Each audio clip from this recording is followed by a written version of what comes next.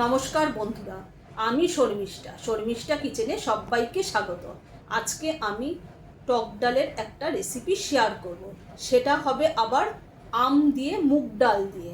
চলুন দেখে নিই কীভাবে বানাই। অনেকে তো মুসুরির ডাল, মটর ডাল দিয়ে টক ডাল খান, আম ডাল, কিন্তু আমি মুগ ডাল দিয়ে বানাবো। চলুন দেখে নিই। আর ভিডিওটা আপনারা প্রথম থেকে শেষ পর্যন্ত অবশ্যই দেখবেন।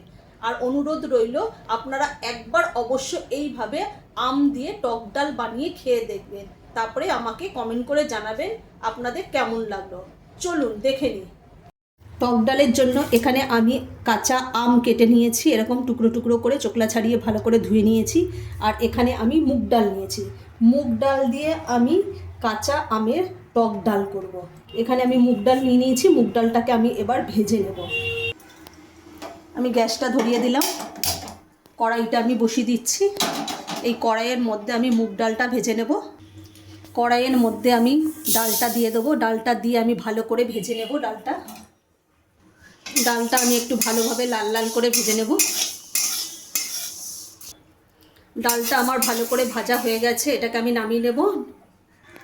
ডালটা আমার নামানো হয়ে গেছে। এবার ডালটাকে আমি ভালো করে ধুয়ে প্রেসার কুকারে একটু সিটি দিয়ে নেব। ডালটা আমি প্রেসারে সিদ্ধ করে নিয়েছি। গ্যাসটা ধরিয়ে দিলাম, কড়াইটা আমি বসিয়ে দিচ্ছি। কড়াইয়ের মধ্যে আমি একটু তেল দিয়ে দিলাম। এখানে আমি সাদা তেল ব্যবহার করছি, আপনারা চাইলে সর্ষের তেলও ব্যবহার করতে পারেন। তেলটা ভালোভাবে গরম হয়ে গেছে। এখানে আমি ফোড়নে দিয়ে দেবো। এখানে আমি দুটো শুকনো লঙ্কাকে অর্ধেক করে নিয়েছি, আর সর্ষে নিয়েছি, সাদা সর্ষে। আমি এটা ফোড়ন দিয়ে দেবো। ফোড়নটাকে আমি ভালো করে ভেজে নিয়েছি। আর এখানে যে আমগুলো কেটে রেখে দিয়েছিলাম সেটা আমি কড়াইতে দিয়ে দেবো। আমটা দিয়ে একটু ভেজে নেব। এর মধ্যে আমি স্বাদ মতো নুন দিয়ে দেবো। আমের মধ্যে আমি হাফ চামচ হলুদ গুঁড়ো দিয়ে দিলাম। আমি স্বাদ মতো নুন দিয়ে দেবো। এবার আমি আমটাকে ভালোভাবে ভেজে নেব। আমটা ভালো করে ভাজা হয়ে গেছে। এখানে যে আমি ডালটাকে সেদ্ধ করে রেখে দিয়েছিলাম সেটা আমি কড়াইতে দিয়ে দেবো।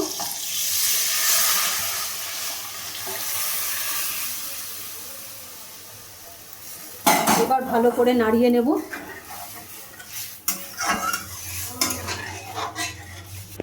যেহেতু এটা আম ডাল, তার জন্য আমি একটু চিনি দিয়ে দেবো।